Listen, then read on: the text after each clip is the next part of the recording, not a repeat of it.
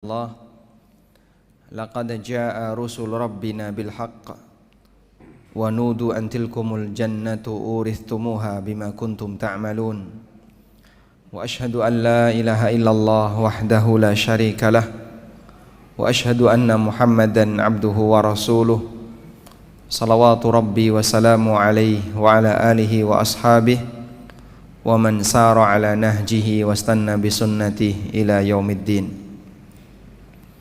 Alhamdulillah, puji syukur kita haturkan kehadirat Allah Azza wa Jal di kesempatan waktu subuh ini di Masjid Al-Ikhlas Perguruan Muhammadiyah Delta Sari. Kalau Delta Sari itu apa nama? Kecamatan Waru, Kabupaten Sidoarjo. Allah kumpulkan kita dalam rangka untuk belajar bersama. Semoga Allah jadikan forum ini sebagai forum yang barokah. Kaum muslimin selangkah lebih maju, mereka bisa bangun lebih pagi dan mereka mengawali hidupnya dengan berzikir kepada Allah, dengan beribadah, melaksanakan sholat subuh dan aktivitas ibadah yang lainnya. Anda mungkin tidak putus, ada yang sudah bangun jam 3, ada yang bangun jam 4, kemudian mereka terus beribadah sampai nanti syuruk. Dan ini kalau sendirian mungkin kita nggak kuat, artinya ngantuk ya. Anda misalnya selesai sholat subuh zikir sendirian, biasanya merem atau melek? Zikirnya sambil merem ya, merem ngerti-ngerti syuruk. Tapi walhamdulillah dengan adanya kajian dan kemudian kita kumpul bareng seperti ini, semoga lebih terjaga sehingga zikirnya tidak putus. Inilah yang disebut dengan kegiatan ar-ribat, mengikat sebuah ketaatan dengan ketaatan berikutnya.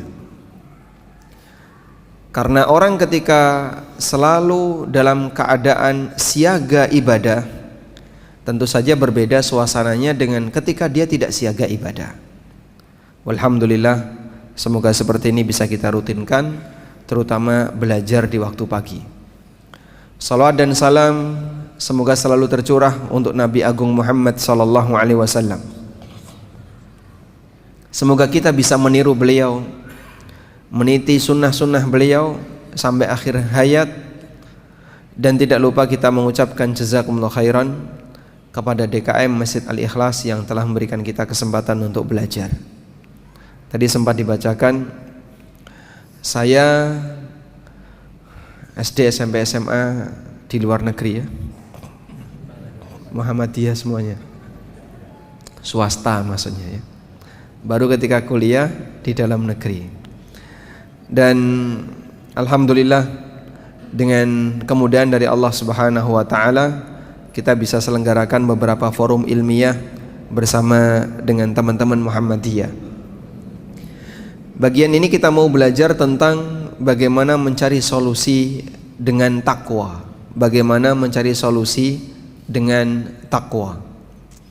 Bapak Ibu yang dimuliakan Allah Ta'ala, Allah memberikan ujian bagi hambanya dengan aneka macam ujian.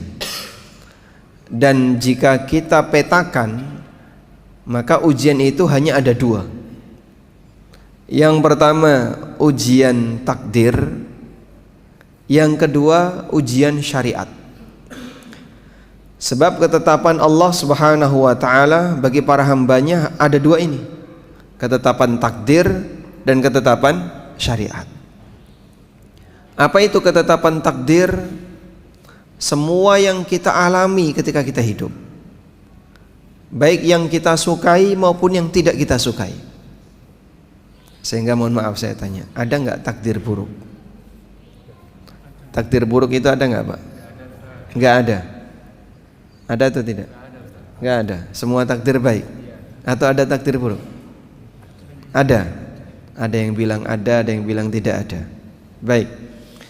Nabi SAW mengatakan dalam hadis Jibril, yang mungkin Bapak Ibu sudah hafal ya, ketika beliau ditanya oleh Jibril, akhbirni anil iman, jelaskan kepadaku tentang apa itu iman. Lalu Nabi SAW menyebutkan 6 rukun iman. Di bagian akhir beliau mengatakan wa tu'mina bil qadari khairihi wa syarri. Engkau beriman kepada Allah, engkau beriman kepada takdir yang baik maupun yang buruk. Sehingga menyebut ada takdir buruk itu boleh, sebagaimana Nabi SAW mengatakan takdir ada yang baik dan yang buruk. Lalu apa definisi takdir yang buruk itu? Definisi takdir yang buruk tentu bukan perbuatan Allah yang buruk, tapi definisi takdir yang buruk adalah apa yang tidak disukai oleh manusia, apa yang dinilai tidak baik oleh manusia.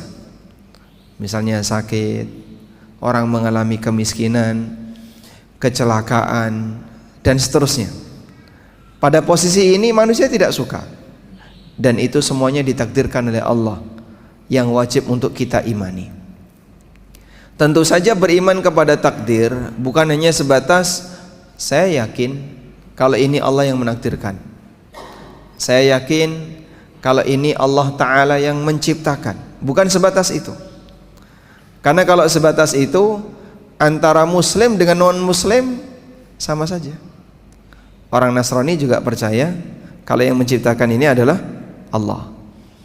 Orang Yahudi juga tahu kalau yang mengendalikan ini Allah. Bahkan orang musyrikin yang ada di zaman Nabi SAW, mereka yakin itu adalah Allah. Sehingga ketika mereka ditanya wala in sa'altahum man khalaqas samawati wal ard, jika kamu tanya kepada mereka siapa yang menciptakan langit dan bumi, wa may yudabbirul amr, dan siapa yang mengatur segala urusan, fasayaquluna Allah, mereka akan menjawab itu semuanya adalah Allah. Tapi yang dimaksud iman kepada takdir adalah siap untuk menerima bahwa ini adalah ketetapan yang terbaik yang Allah berikan kepada hambanya, dan ini yang berat. Makanya ibadah kepada takdir itu, ibadah kepada ketetapan takdir bukan sebatas mengikuti takdir, sebab manusia tidak bisa keluar dari takdir. Namun ibadah kepada ketetapan takdir Allah adalah kamu ridho dengan takdir Allah. Baik, ini ujian takdir. Ada ujian jenis yang kedua, yaitu ujian syariat. Namanya ujian syariat. Apa itu Pak ujian syariat? Yang isinya perintah, larangan, dan aturan.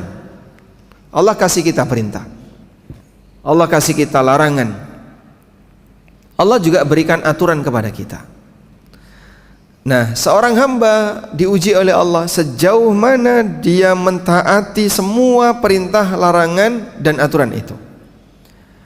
Maka orang yang beribadah kepada ketetapan syariat adalah dengan melaksanakan perintah, menjauhi larangan, dan mengikuti aturan. Disinilah kita ketemu masalah.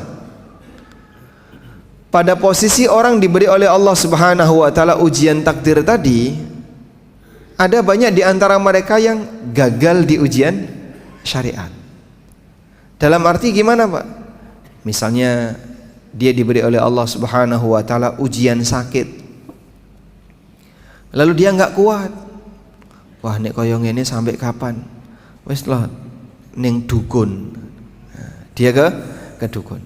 Ketika dia datang ke dukun, dia menggadaikan imannya. Disebabkan karena ujian sakit, dia gagal terhadap ujian syariat. Ada juga orang yang karena mengalami ujian ekonomi, nek koyong ini carane saya nggak kuat. Akhirnya dia nekat utang riba, sehingga di saat dia mendapatkan ujian berupa ujian ekonomi, dia nekat melakukan pelanggaran syariat berupa muamalah riba. Ada juga orang yang selalu berpikir ingin ngejar target lebih depan, lebih awal. Gimana caranya biar punya rumah lebih cepat, biar punya kendaraan lebih cepat. Akhirnya nekat apa? KPR dan leasing. Di situ ada kondisi dunia yang membuat dia tidak sabar, akhirnya dia melanggar aturan syariat. Makanya ketika kita berbicara tentang takwa dan solusi, itu berkaitan dengan orang punya masalah dari sisi takdir, punya masalah dari sisi hidupnya, tapi dia mengambil solusi, tetap berusaha untuk berada di atas jalan yang lurus, berada di atas rel, nanti Allah kasih solusi yang terbaik. Dan itu Allah tegaskan dalam Al-Quran, wa may yattaqillaha yaj'al lahu makhraja wa yarzuqhu min haitsu la yahtasib. Barang siapa yang bertakwa kepada Allah, maka Allah Ta'ala akan berikan jalan keluar, dan Allah Subhanahu wa Ta'ala akan kasih rizki kepadanya min haitsu la yahtasib, dari arah yang tidak dia duga. Baik, kita coba bacakan keterangan Al-Hafidz Ibnu Katsir untuk ayat ini.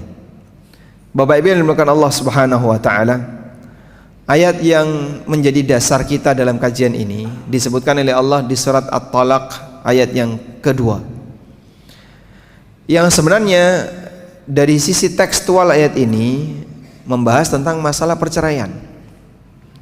Dalam kegiatan perceraian yang dilakukan di antara suami istri, itu sering sekali ada potensi kedzaliman. Entah suami yang mendolimi istri atau istri yang mendolimi suami. Mohon maaf, cerai itu boleh atau tidak, Pak? Boleh. Apa hukum cerai?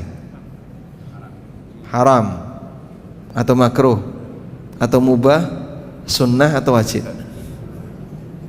Apa hukum cerai? Mubah. Hukum asal cerai makruh. Kenapa makruh? Itu yang dibanggakan oleh iblis. Dalam hadis riwayat Muslim, Nabi SAW pernah mengatakan, inna iblisa wada'a arsyahu 'alal ma'.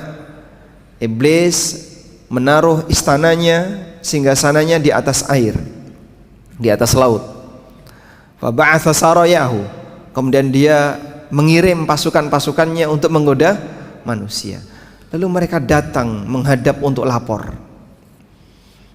Jadi walaupun iblis, tapi dia punya SOP ya, bagaimana teknis untuk menggoda manusia. Satu demi satu setan lapor. Terus ditanya sama iblis, apa yang sudah kamu lakukan? Aku sudah berhasil menggoda orang untuk minum khamr, aku berhasil menggoda orang untuk berbuat A, berbuat B. Iblis selalu bilang biasa saja, biasa saja, biasa saja. Sampai ada salah satu setan yang mengatakan, tidaklah aku tinggalkan fulan illa farraqtu bainahu wa baina zaujati. Ketika aku tinggalkan dia, aku telah berhasil memisahkan antara dia dengan istrinya.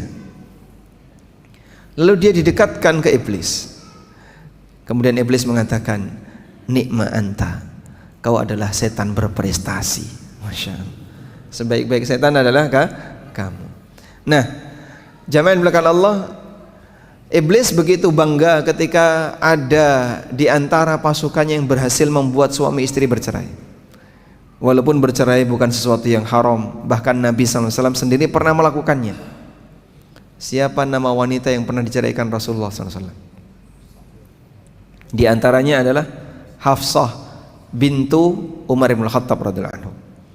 Tapi Jibril meminta kepada Rasulullah SAW untuk merujuk Hafsah dengan alasan fa innaha kana sawwamah qawwamah. Hafsah itu wanita yang rajin puasa dan rajin qiyamul lail. Baik. Nah, dalam prakteknya ketika orang melakukan perceraian ini, ternyata terkadang ada tindak kezaliman, sehingga syariat membolehkan tapi diatur. Maka dalam perceraian harus dilakukan A, dilakukan B, dilakukan C, biar tidak saling menzalimi. Kalaupun pisah, pisah dengan baik. Kalaupun bersatu, bersatu dengan baik. Jadi istri dipertahankan, rujuklah dengan baik.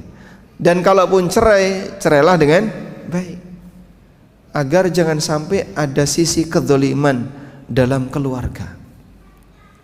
Mohon maaf ya, masih banyak terkadang suami yang berpikir, iki bojo-bojoku dhewe ya karepku. Nggak bisa kayak gitu, Pak. Betul itu istri Bapak, tapi tidak boleh terserah saya. Sebab yang namanya berkeluarga itu ada aturannya. Kalau kemudian terserah saya, rusak hidup di dunia ini. Nah, berkaitan dengan itu, terkadang ada orang yang dia berbuat zalim. Maka Allah Subhanahu wa taala arahkan, wa may yattaqillaha yaj'al lahu makhraja. Walaupun perceraian itu mungkin pahit bagi kamu, tapi kau harus tetap berada di atas aturan syariat. Wa may yattaqillah, dan siapa yang bertakwa kepada Allah, yaj'al lahu makhraja, Allah bakal berikan jalan keluar untuknya, jalan keluar yang terbaik. Nah, sekarang kita akan baca keterangan dalam tafsir Ibnu Katsir. Dalam tafsir Ibnu Katsir rahimahullah, di situ ada pernyataan yang disampaikan oleh sahabat Abdullah bin Mas'ud. Kata sahabat Abdullah bin Mas'ud bahwa dalam Al-Quran itu kan ada ayat-ayat yang punya keistimewaan khusus. Ada ayat yang punya keistimewaan khusus. Kata beliau, ajma'u ayatin fil Quran, ayat yang paling menggabungkan semua aturan dalam Al-Quran itu adalah firman Allah, innallaha ya'muru bil adli wal ihsan wa ita'i dzil qurba wa yanha 'anil fahsya'i wal munkari wal baghi. Itu ayat yang paling ajma', merangkum semuanya. Lalu kata Ibnu Mas'ud, wa inna aktsara ayatin fil Qur'ani faraja,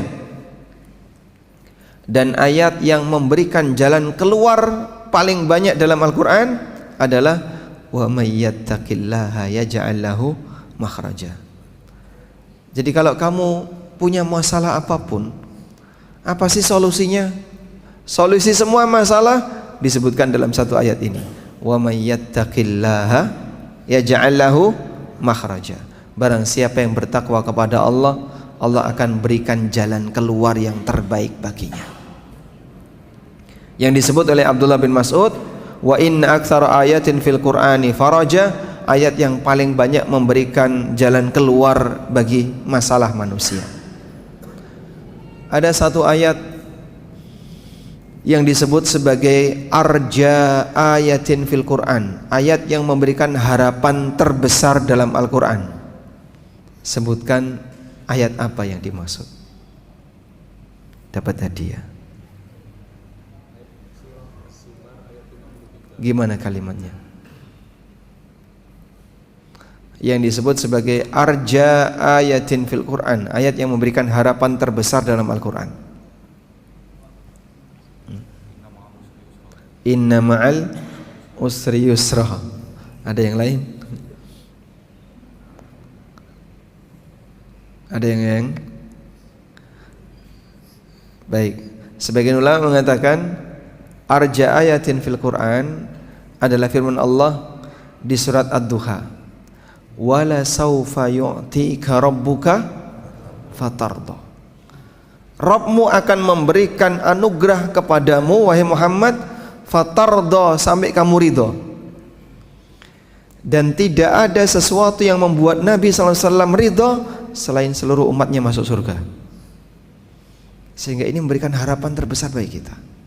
Allah berjanji kepada Nabi SAW bahwa Allah akan memberikan anugerah kepada Rasul SAW sampai beliau ridho, dan tidak ada anugerah yang membuat Nabi SAW merasa ridho selain ketika seluruh umatnya masuk surga. Artinya kita punya harapan di situ. Baik, kembali ke sini. Dari sinilah kita bisa lihat bahwa bertakwa kepada Allah adalah solusi untuk semua masalah. Anda punya masalah apapun, solusinya di sini. Allah Subhanahu wa taala memberikan janji, siapa yang bertakwa kepadanya, Allah Subhanahu wa taala akan memberikan jalan keluar untuknya. Wa may yattaqillaha yaj'al lahu makhraja wa yarzuqhu min haitsu la yahtasib. Selanjutnya, Nabi SAW menyebutkan dalam hadis dari Ibnu Abbas radhiyallahu anhuma yang diriwayatkan Imam Ahmad dalam musnadnya, kata Rasulullah SAW, man aktsara minal istighfar ja'alallahu lahu min kulli hammin faraja wa min kulli dhikin makhraja wa razaqahu min haitsu la yahtasib. Barang siapa yang rajin membaca istighfar, Dan bagian dari takwa adalah mohon ampun kepada Allah atas dosa-dosa yang sudah dilakukan. Siapa yang rajin membaca istighfar, Allah Subhanahu wa taala akan memberikan jalan keluar setiap kali dia punya masalah, dia punya keresahan. Wa min kulli dhiqin makhraja. Allah taala akan berikan jalan keluar ketika dia mengalami kesempitan.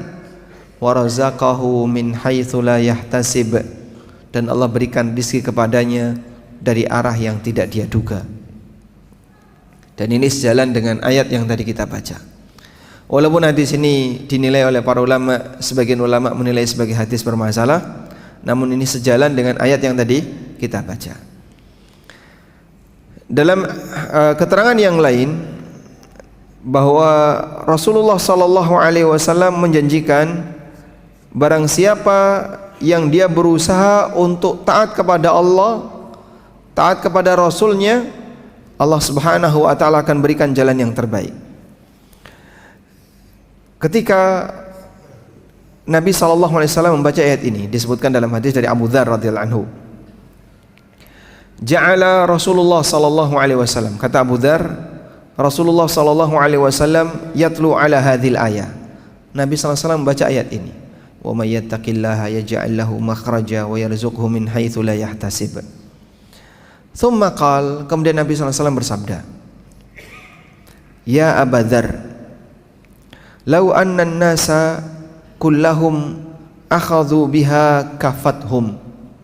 Wahai Abu Dzar, kalau semua manusia komitmen dengan ayat ini, Allah bakal memberikan kecukupan untuk seluruh kebutuhan mereka.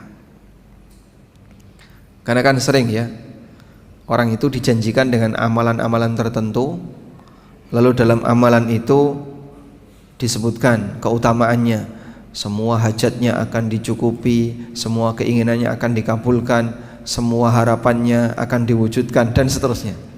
Seringkali ada kayak gitu ya. Kemarin saya dapat broadcast, Pak, ada anjuran seperti ini, benar nggak? Apa itu? Malam tanggal 1 Muharram dianjurkan untuk sholat 2 rakaat. Rakaat yang pertama membaca Al-Fatihah sekian kali, membaca Qul Huwallahu Ahad sekian ratus kali, dan seterusnya. Siapa yang melakukan ini, maka semua hajatnya akan dipenuhi, semua kebutuhannya akan diwujudkan, semua harapannya. Masya Allah. Dan rata-rata keinginan duniawi. Makanya Bapak Ibu, kalau Bapak Ibu memperhatikan, semua hadis palsu itu rata-rata janjinya duniawi. Jarang kok hadis palsu menyebutkan dosanya diampuni, nanti derajatnya akan ditinggikan di surga, itu jarang. Makanya dua hal ini selalu sinkron, antara perbuatan bid'ah dengan semangat nyari dunia, itu sinkron. Sebagaimana perbuatan syirik juga sinkron dengan orang yang tamak terhadap dunia.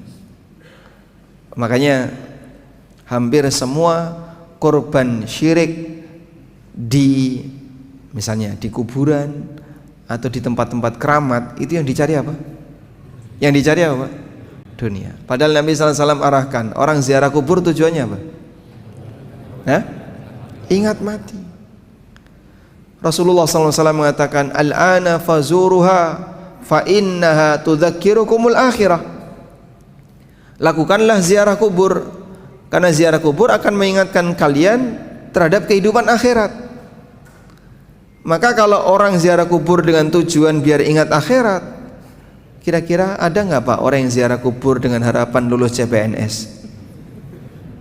Ya, terlupakan semuanya. Dia tidak akan terfikir untuk dapat dunia, karena yang dia ingat akhirat. Berarti kalau kemudian orang ziarah kubur, mbok kono ziarah kubur biar daganganmu laris, bisnismu lancar, karirnya bagus, biar nanti kamu lulus CPNS. Ini kan ziarah kubur salah fungsi. Kok bisa Pak salah fungsi? Nah, fungsi ziarah kubur bukan itu. Fungsinya biar kamu ingat akhirat, kamu ingat mati, bukan malah nggawa aneka kepentingan dunia ke dalam ziarah kubur.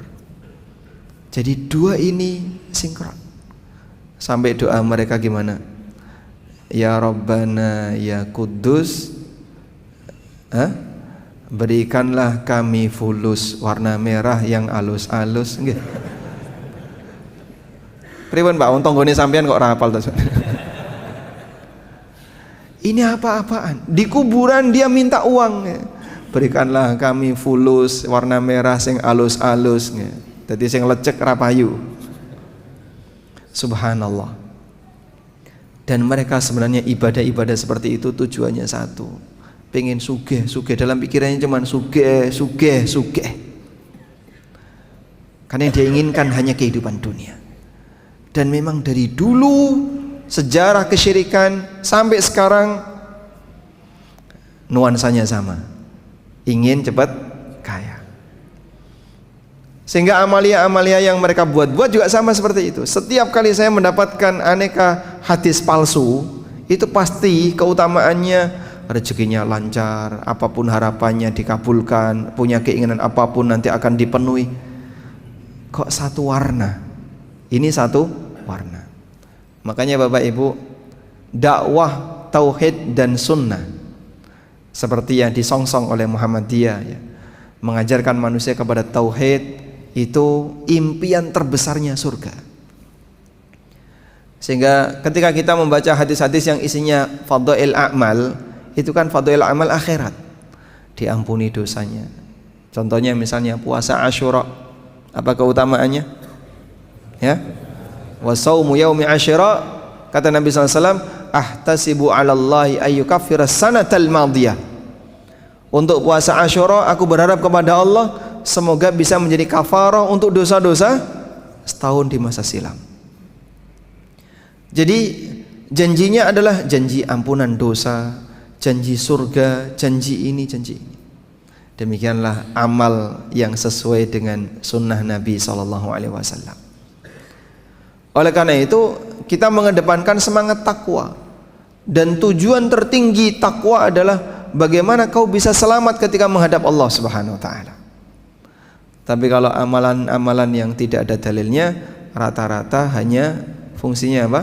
Untuk memotivasi orang nyari dunia. Jadi dibuat harapan pendek, harapan jarak dekat, harapan jarak jauh, harapan yang tertinggi tidak disebutkan di situ. Padahal mohon maaf, ketika itu adalah hadis palsu, berarti sebenarnya harapan itu ada nggak Pak? Zong, harapan kosong.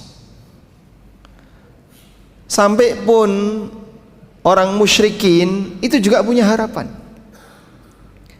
Makanya Allah Subhanahu wa taala menggambarkan amalnya orang kafir itu seperti apa? Karamadin ishtaddat bihirrih, seperti ramad. Tahu ramad? Abu. Seperti abu. Amalan orang musyrikin, orang kafir itu seperti abu yang ditiup angin kenceng fi yaumin asif, di musim kering. Abu Pak, kalau kena air itu gumpal. Tapi kalau garing pripun Pak? Awu kalau kering gimana Pak? Hah? Begitu Anda lempar ke atas, terbang, ditiup angin kenceng. Saya mau ngambil satu, nggak bisa. Demikianlah gambaran yang diberikan oleh Allah Subhanahu wa taala amalan orang kafir. Dalam ayat yang lain Allah menggambarkan seperti fata morgana, biqi'atin yahsabuhu dzam'anu ma'a, yang berada di padang pasir, orang yang kehausan merasa kalau itu adalah air. Jadi misalnya Pak, ada orang kehausan kemudian melakukan perjalanan jauh di padang pasir, lalu di situ terlihat seperti ada sungai, fata morgana. Kira-kira yang dia lakukan apa? Ya, apa yang dilakukan oleh orang yang kehausan ini? Dia akan berusaha untuk mengejarnya. Saat dia mengejar, maksudnya gimana Pak? Tambah tenaga. Ayo semangat, tambah tenaga. Di depan ada sungai. Dia tambah tenaga, dia tambah semangat, sampai di sana kosong, zong. Capeknya lebih, hausnya makin parah, nggak dapat apa-apa. Sayangnya masih banyak orang yang mau jadi korban hadis palsu. Sehingga kalau mau jadi korban harapan palsu, zong yang nggak ada nilainya, ikutilah hadis palsu. Makanya kita ingatkan seperti ini. Mbok mesakne awakmu iki, kasihan kamu ya. Kamu sudah capek-capek melakukan amalan A, melakukan amalan B, ternyata semuanya harapannya zong. Ya Allah, katanya dulu siapa yang beramal A, beramal B akan dapat ini. Mana kok nggak ada? Saya ngomong ngono sapa? Ini ada hadisnya. Wong palsu ngono kok mbok percaya? Apakah nabiku pernah menyampaikan seperti itu? Tidak ada. Makanya fadhail amal silahkan, tapi fadhail amal jangan yang palsu. Itu zong. Karena jelas palsu itu kok kosong. Sehingga kadang kan orang beralasan, loh katanya boleh mengamalkan hadis dhaif dalam fadhail amal. Ini bukan sebatas dhaif, ini palsu. Dhaif itu ringan, masih ada peluang sahih. Misalnya ulama A menilai sahih, ulama B menilai dhaif. Ulama A menilai sahih, ulama B menilai dhaif misalnya. Kan masih ada sisi khilaf. Contohnya Pak, keutamaan sholat syuruk. Ada yang mengatakan hadisnya dhaif jiddan, dan ada yang mengatakan hadisnya hasan. Ada beda pendapat dalam masalah ini. Itu yang dhaif. Sehingga kalau kita mengamalkan itu, bolehlah disebut ini melakukan fadhail amal, walaupun landasannya hadis yang dianggap dhaif oleh sebagian ulama, tapi yang ini menilai apa? Hasan. Masih ada peluang harapan. Apa keutamaannya salat syuruk? Mendapatkan pahala haji dan umroh. Kita melakukan itu, selesai salat subuh kita nggak keluar dari masjid, kita bertahan sampai kemudian terbit matahari, lalu kita sholat dengan harapan dapat pahala haji dan umroh. Sampai di akhirat harapan itu masih terbawa. Dikasih walhamdulillah. Kalaupun tidak ada, sholat syuruk itu duha pertama. Sholat syuruk itu duha pertama, sehingga yang bersangkutan tetap mendapatkan keutamaan sholat duha. Baik, seperti inilah landasan takwa ketika orang beramal kepada Allah. Dia membatasi diri, bagaimana dia beramal sesuai dengan panduan yang ada, dan harapan terbesarnya adalah cita-cita puncak bahagia di surga. Nah, demikian pula ketika seorang hamba dia sedang punya masalah dunia, maka dia diajarkan takwa. Takwa itu gimana? Kue kudu sabar. Sabar maksudnya gimana Pak? Ojo sampai ngelakoni perbuatan yang mengundang murka Allah. Contohnya Pak, nah orang kalau nggak sabar, mohon maaf, pelariannya berbuat maksiat. Makanya Allah ingatkan dalam Al-Quran. Ini waktunya sudah selesai. Yang bel, ya sudah selesai atau belum? Belum. Nanti tolong diingatkan ya. Baik, saya sampaikan ini. Allah ingatkan dalam Al-Quran bagaimana cara setan menggoda hamba untuk berbuat maksiat. Allah mengatakan, asyaitanu ya'idukumul faqra wa ya'murukum bil fahsya. Setan itu menjanjikan kalian, menakut-nakuti kalian dengan al-faqra, dengan kefakiran. Fakir itu apa sih Pak?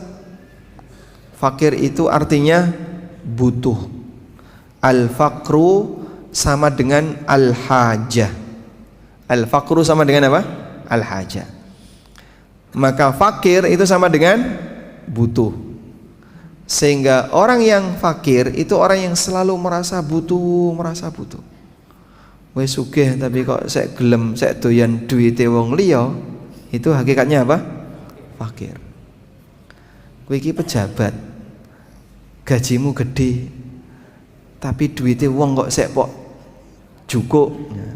Berarti hakikatnya dia apa? Fakir. Tidak ada manusia yang lebih fakir dibandingkan orang yang sampai mengambil harta orang lain yang bukan haknya. Itu manusia yang fakir. Baik. Allah mengatakan, "Asyaitanu ya'idukumul faqra." Setan menakut-nakuti kalian dengan perasaan dibuat merasa butuh. Kalau nggak kayak gini nanti gimana ya? Kalau nggak kayak gini nanti gimana? Itu kan peluang bagus. Kalau aku nggak ambil, nanti aku makan apa? Lah biasanya makan apa? Nasi. Ya makan nasi. Iki engko nek aku ora cukup ora oleh nyambut gawe kaya ngene kok bojoku mangan apa? Nah, biasanya mangan apa? Ya mangan sego, ya dipakani sego.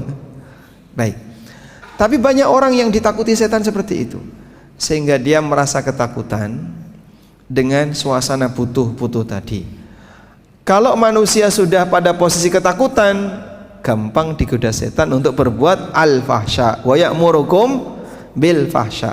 Maka mudah bagi setan untuk mengajarkan manusia berbuat kekejian. Ini berlaku dalam semua hal jamaah. Contoh misalnya,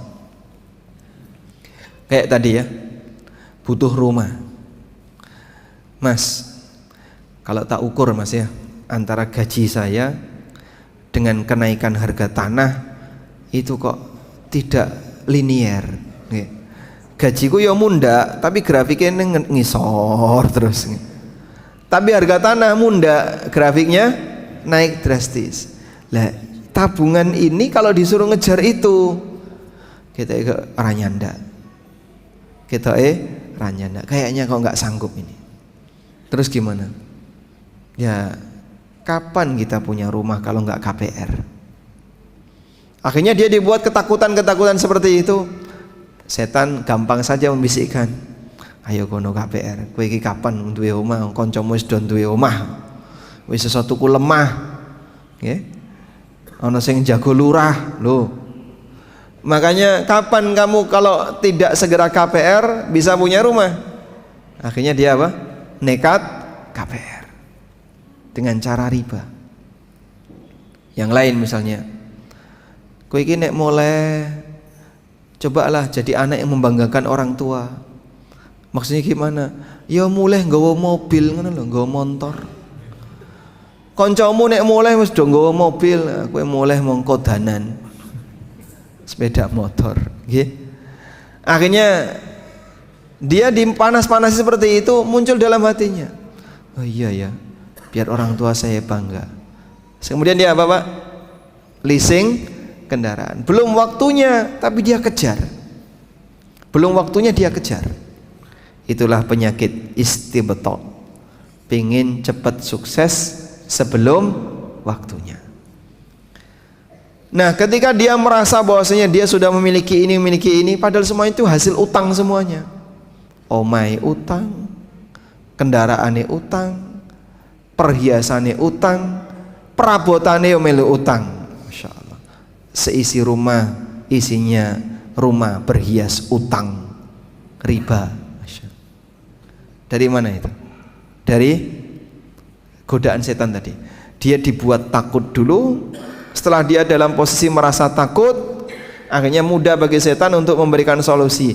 Nek wis wedi kaya ngene iki, ra ono solusi. Wa ya'murukum bil fahsya. Akhirnya setan gampang menggoda manusia untuk menyuruh perbuatan yang keji. Praktek riba, kemudian praktek zina dan seterusnya. Contoh yang lain ya. Seorang pemuda dengan pemudi. Wis kadung tresno. Sudah terlanjur seneng ya. Akhirnya gimana?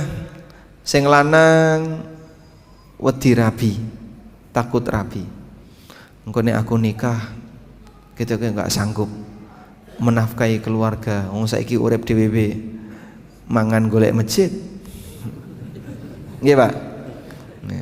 Sehingga dia kalau bisa nggak keluar sepeser pun. Itu ketika dia hidup sendiri. Ketika saya nikah, terus nanti gimana saya ngasih nafkah untuk istri saya?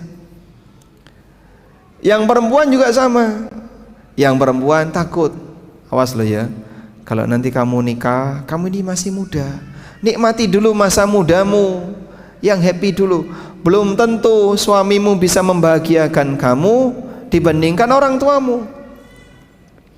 Kamu mungkin ketika bersama orang tuamu pengen apa dituruti, pengen ini ada. Sekarang kalau kamu nikah sama suamimu, belum tentu kamu akan diberi yang sama. Makanya jangan nikah dulu, bertahan dulu. Sudah? Yang laki-laki takut nikah karena nggak berani memberi nafkah, yang perempuan takut nikah karena khawatir tidak bisa bahagia. Wong wedok niku nggak mau nikah kan karena ini, Pak. Sehingga seolah-olah pernikahan itu akan mempertaruhkan kebahagiaannya. Kalau saya nikah nggak ada jaminan saya bahagia. Akhirnya gimana? Dia takut nikah. Podo-podo wedi nikah, wes kadung jatuh cinta. Sudah terlanjur jatuh cinta, takut nikah. Akhirnya apa? Zina. Gampang bagi setan untuk menggoda dia kepada perbuatan al-fahsya. Ini terjadi pada semuanya. Ada orang misalnya punya peluang, Pak itu udah diambil, itu kan haram. Ya serapopo Pak mong saedik. Sampean kan butuh toh Pak. Engkau mulai iso membahagiakan istri, membahagiakan anak-anak dengan uang itu. Kalaupun Bapak tidak ambil, uang haram itu akan lari ke tempat orang lain. Sama saja. Lah terus ya diambil Pak. Pertimbangan batin seperti itu. Dia dibuat merasa butuh dulu dengan uang itu, akhirnya dia ambil padahal itu uang haram. Dan masih banyak yang lainnya. Makanya ujiannya di sini jamaah. Siapa yang berani melawan rasa takutnya, maka dia akan bisa bertahan sebagai hamba yang bertakwa. Karena itulah lelaki yang sejati, mukmin yang sejati, ketika dia mendapatkan godaan berupa rasa takut tadi, dia pasrahkan dirinya kepada Allah. Aku tawakal kepada Allah dan aku bertahan untuk tetap bertakwa kepada Allah. Lalu Allah kasih solusi yang terbaik. Karena itu coba Bapak lihat ya, kan ada banyak orang yang melakukan olahraga untuk membangunkan adrenalin, Pak ya. Iya. Apa contohnya, Pak? Terjun payung. Terus apa lagi? Sepedaan ranggo setir. Apalagi? Pripun? Selorotan atau main di laut, diving, itu semuanya adalah olahraga yang memicu adrenalin ya.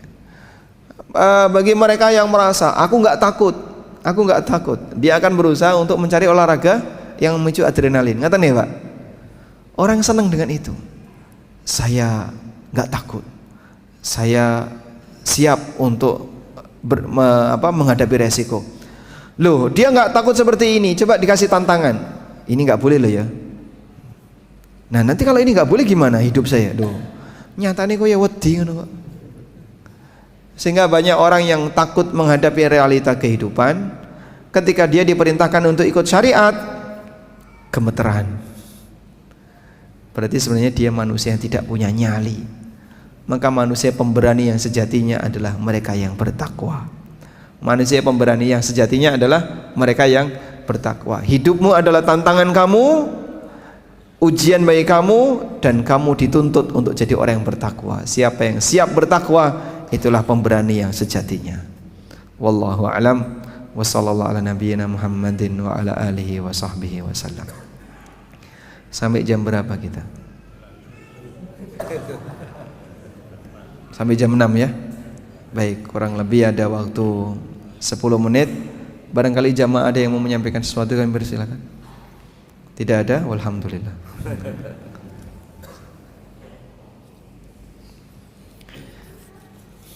Tafadhol. Mungkin diumumkan dulu.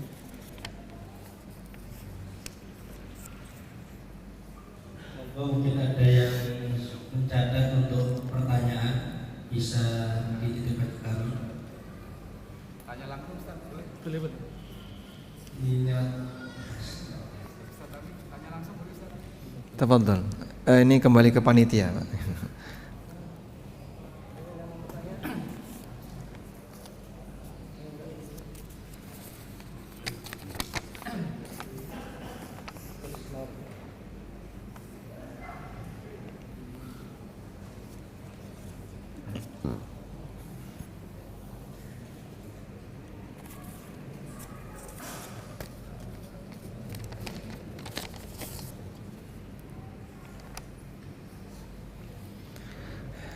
Baik, ini ada beberapa pertanyaan.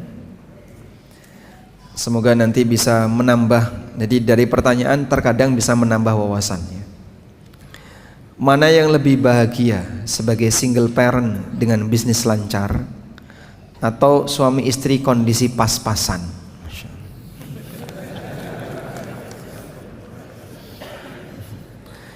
Ini kira-kira yang tanyakan ibu-ibu ya. Sekarang dia sebagai single parent, tapi usahanya lancar, baik-baik saja, dia tidak disibukkan dengan melayani suami. Ya mungkin saat ini dia sendirian, hanya bersama anak-anak. Atau nanti dia menikah, tapi dengan menikah bisa jadi sebagian pendapatannya dijuguk suaminya, diambil oleh suaminya. Mana yang lebih bahagia? Kalau masalah lebih bahagia, ya tentu beda-beda antara satu orang dengan orang lain. Ada sebagian orang yang dia lebih menikmati karir bisnis, sehingga kalau dalam urusan bisnis itu dia bahagia sampai lama nggak nikah-nikah, jomblo, wah, sampai usia 40 tahun itu kok kenapa nggak nikah-nikah? Dia lebih menikmati bisnisnya daripada berkeluarga, maka dia nggak mau nikah. Cukup banyak orang seperti itu. Ada juga orang yang dia lebih menikmati ketika berkeluarga, bisa bahagia dengan pasangan, bisa bahagia dengan anak keturunan, dia bahagia dengan keluarga. Walaupun bisa jadi hidupnya pas-pasan dan mungkin penuh dengan kesusahan, uripe itu angel, tapi dia bahagia. Kere-kere rapopo selama kita selalu bersama. Ada kayak gitu Pak ya?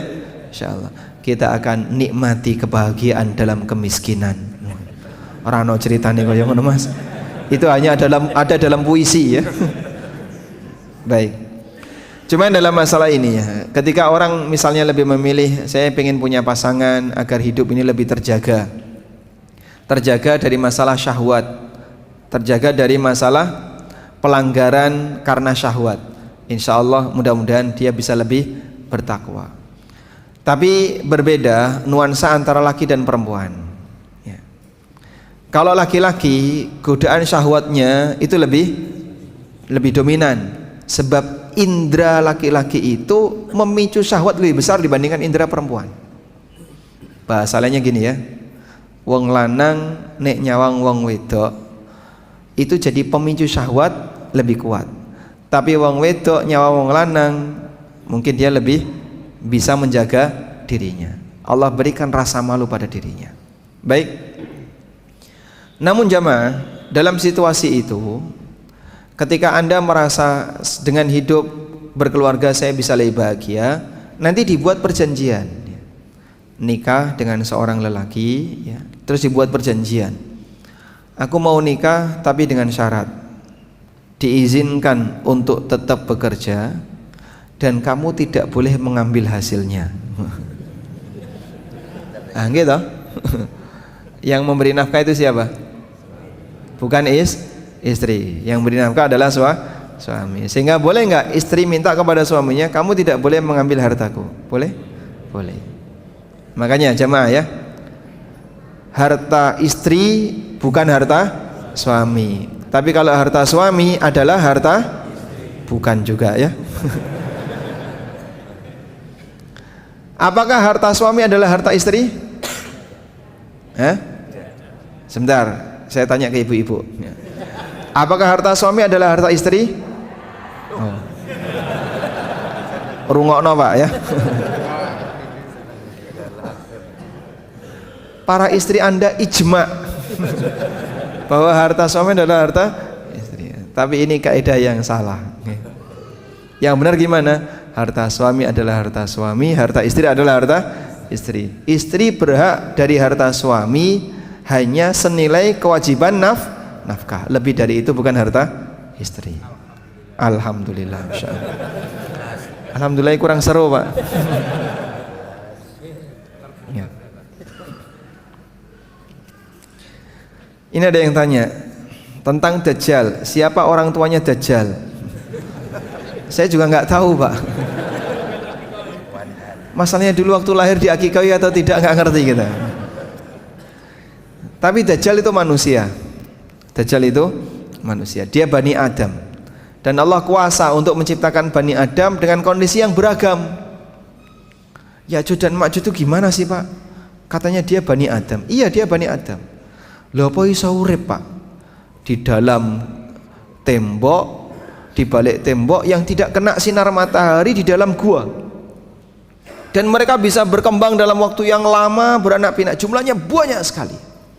Jadi Nabi Isa alaihissalam bersama Imam Mahdi itu berhasil mengalahkan Yahudi, berhasil mengalahkan Dajjal. Tapi pasukan yang hebat ini tidak mampu mengalahkan, tidak mampu melawan Ya'juj dan Ma'juj. Makanya diminta untuk mengasingkan diri. Jangan dilawan Ya'juj dan Ma'juj itu, pasti kalah mereka. Sehingga Allah perintahkan kepada Nabi Isa untuk apa? Mengungsi bersama kaum muslimin dan diamankan di sebuah puncak gunung, dijaga oleh Allah.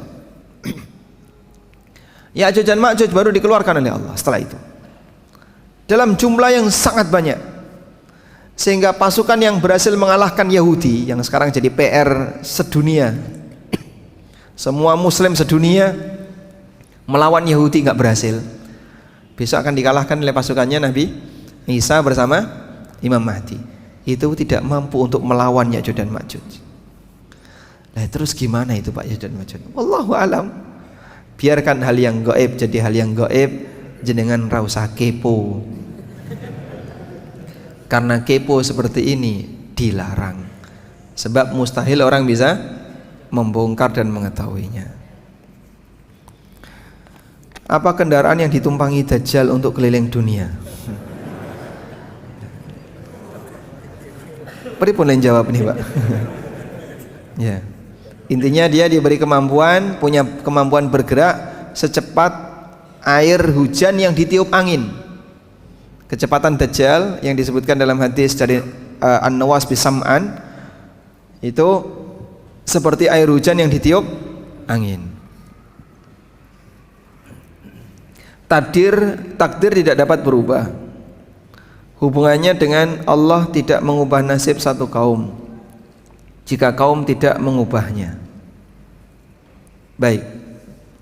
Innallaha la yughayyiru ma biqaumin hatta yughayyiru ma bi anfusihim. Allah tidak akan mengubah satu kaum sampai Allah mengubah diri mereka. Jadi begini, takdir itu ketetapan Allah yang tidak ada satupun manusia yang tahu. Sehingga mohon maaf ya, nanti Bapak mau ngapain? Nggak tahu, masa nggak punya rencana? Nanti saya mau ini, mau ini, mau ini. Itu kan rencana ya? Itu rencana. Apakah pasti terjadi? Allahu a'lam. Tidak ada satupun hamba yang tahu. Sementara hamba diminta untuk bekerja. Hamba diminta untuk beramal. Perintah untuk beramal dalam Al-Quran banyak sekali. Oleh karena itu dalam hal ini berusahalah untuk menggapai yang terbaik. Allah akan memberikan balasan yang terbaik bagi kamu. Sementara takdir yang kamu tidak ketahui jangan dijadikan sebagai alasan. Lah buat apa kerja? Wong kerja ora kerja, rezeki ini sudah ditetapkan. Kamu tahu jatah rezekimu berapa? Tidak tahu. Ya makanya kamu kerja untuk mendapatkan rezeki itu. Sehingga ketika kamu tidak tahu jangan jadikan alasan. Sesuatu yang tidak kita ketahui jangan dijadikan sebagai alasan. Kamu tidak tahu masa depan kamu seperti apa, maka berusahalah untuk menggapai yang terbaik. Dan jangan jadikan sesuatu yang tidak kamu ketahui sebagai alasan. Kecuali kalau kamu tahu. Aku tahu kok mas, jatah rezekiku berapa aku tahu. Kalau kamu tahu, boleh kamu nggak kerja.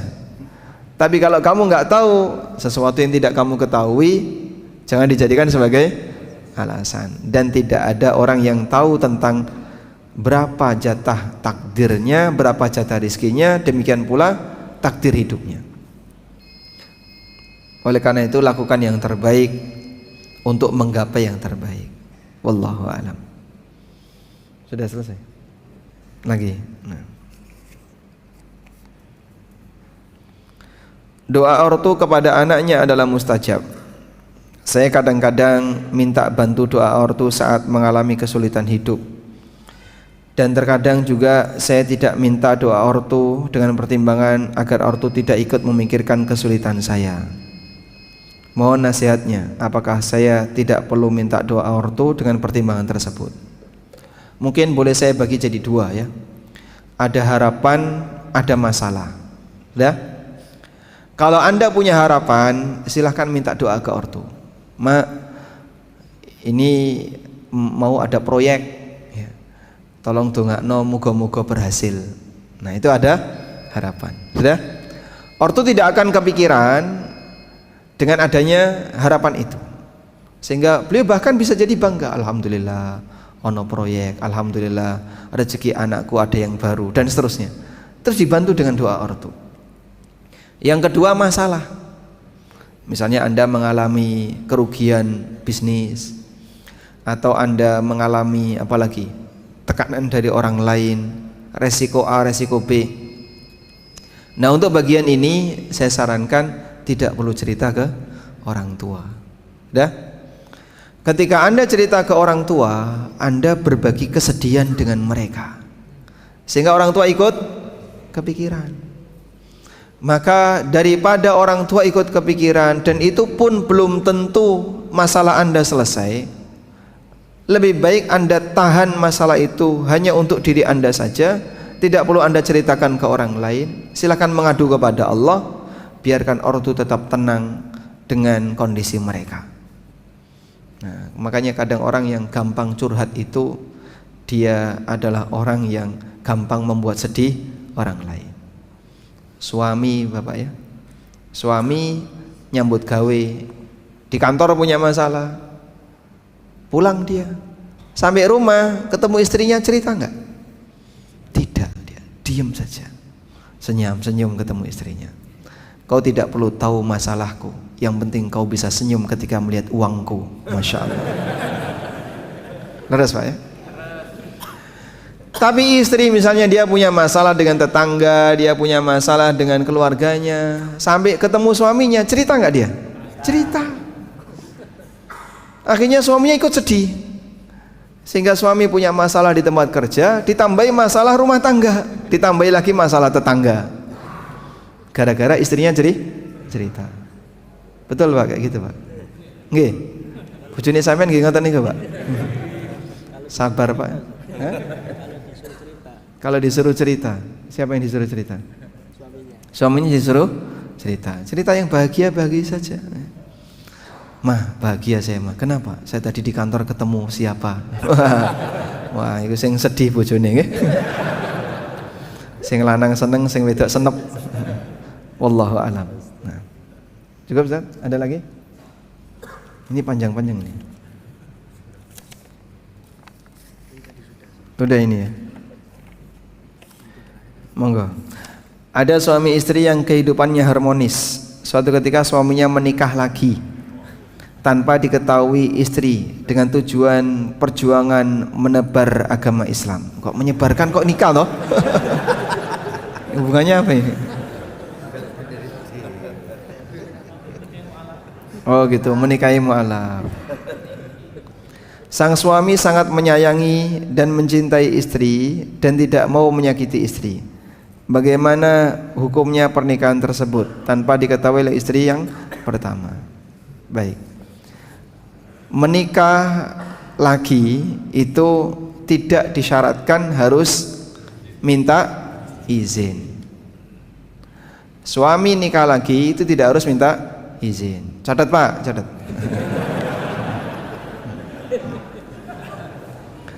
Pertanyaannya, apakah perlu minta maaf? Lebih baik mana, minta izin dan minta maaf? Lebih baik mana Pak? Kenapa minta maaf kok salah kok? Suami nikah lagi itu salah nggak Pak? Tidak, sehingga kan tidak perlu minta maaf. Maka nikah lagi tidak perlu izin dan tidak perlu minta maaf. Setuju Pak? Setuju. Ini teori Pak ya. Yang saya sampaikan ini teori. Meskipun kenyataannya Anda takut istri. Baik. Tapi pada intinya dalam posisi seperti yang ditanyakan tadi, bagaimana hukum pernikahannya. Kalau Anda tanya hukum pernikahan, statusnya sah, hukumnya boleh, sebab seorang lelaki diizinkan oleh Allah untuk poligami. Masalahnya budaya di masyarakat kita ini berbeda ya dengan budaya masa silam. Mungkin yang pernah hidup di tahun 60-an, bahkan di tahun 50-an, punya istri lebih dari satu itu biasa. Sehingga mereka disebut generasi baby bombers. Anaknya oke, walaupun uripe rekoso pas-pasan, tapi anaknya banyak. Sehingga orang-orang tua kita dulu kan, bapak ini istrinya 3, istrinya 2. Jadi rata-rata istri 2, istri 3 itu biasa. Ternyata Pak, wallahu alam, dalam situasi hidup sulit poligami itu mudah. Dalam situasi hidup mudah poligami sulit. Bapak pilih yang mana? Jadi seperti di daerah-daerah perang ya. Di wilayah Yaman, di wilayah Palestina, di wilayah mana lagi? Di wilayah Suriah, itu ternyata poligami biasa. Dalam situasi ketika mereka sedang perang. Karena mereka ingin memperbanyak keturunan. Sehingga di saat banyak nyawa yang hilang, Allah munculkan lebih banyak lagi dengan adanya banyak keturunan. Ya. Tapi ini tidak berlaku di negara kita ya. Dulu pernah situasi seperti itu terjadi. Gimana Pak? Balik ke zaman dulu Pak? Zaman penjajahan. Mudah-mudahan Allah kasih kita rasa aman yang baik. Dan intinya dalam hal ini, bagi para ibu-ibu, kalaupun suaminya nikah lagi, Anda mendapatkan ujian untuk bertakwa kepada Allah ya. Bertakwanya gimana? Jangan gugat cerai. Karena gugat cerai dengan alasan suami nikah lagi, itu tidak boleh. Wallahu alam. Baik, demikian yang bisa kita sampaikan. Semoga bermanfaat. Ini ada beberapa hadiah ya. Nah, ada yang mau buku ini? Mau? Angkat tangan dulu. Nah, pertanyaannya, siapa di antara bapak-bapak yang tidak dapat warisan sama sekali dari orang tuanya? Saya Pak. 1, 2, banyak ya? Insya Allah. Sabar Pak ya. Karena banyak, maka pertanyaannya, kalau 1 orang saya kasih langsung ya. Pertanyaannya adalah, sebutkan dalil tentang solusi takwa. Nah, monggo. Dalil tentang solusi takwa. Nah, silakan. Waman yattaqillaha yaj'al lahu, lanjutnya,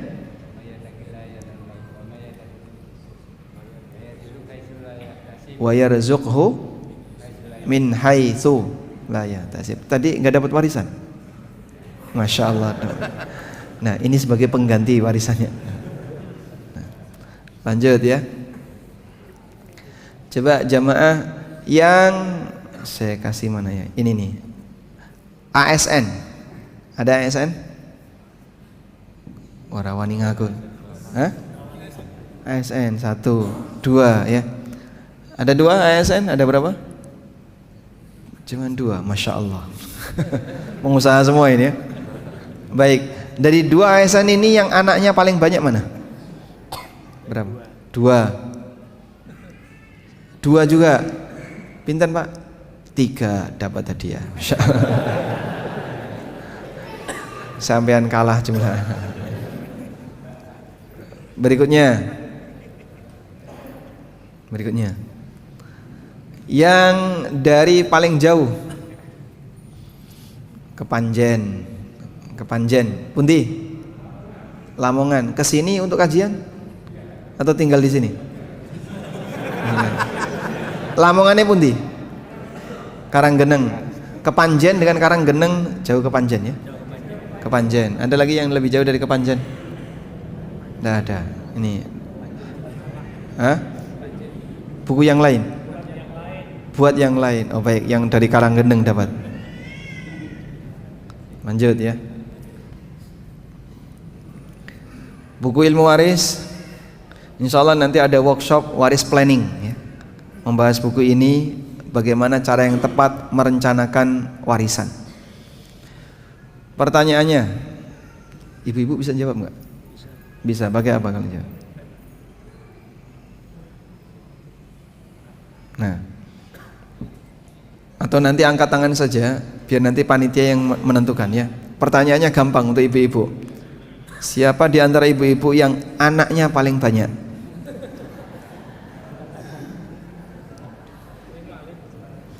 Wonten? Pinten? Gangsal 5. Ada yang di atas 5? Ya? Berapa? 5,5. Nanti kasihkan yang anaknya paling banyak, entah 5 atau berapa tadi. Nah, baik ini ya. Baik. Yang terakhir ya. Buku ini judulnya Fikih Bermadhab. Bukan bahas masalah madhab, tapi membahas rambu-rambu dalam beragama. Jadi dalam beragama itu ada fatwa, ada bagaimana cara mengikuti ulama, ada taklid, ada madhab. Nah, bagaimana cara memahami itu saya bahas di buku ini ya. Buku ini kami hadiahkan untuk ketua takmir. Alhamdulillah. Baik, demikian yang bisa kita sampaikan, semoga bermanfaat. Wassallallahu ala nabiyyina Muhammadin wa ala alihi wa sahbihi wasallam. Wa akhiru da'wana anil hamdulillahi rabbil alamin. Wassalamu alaikum warahmatullahi wabarakatuh.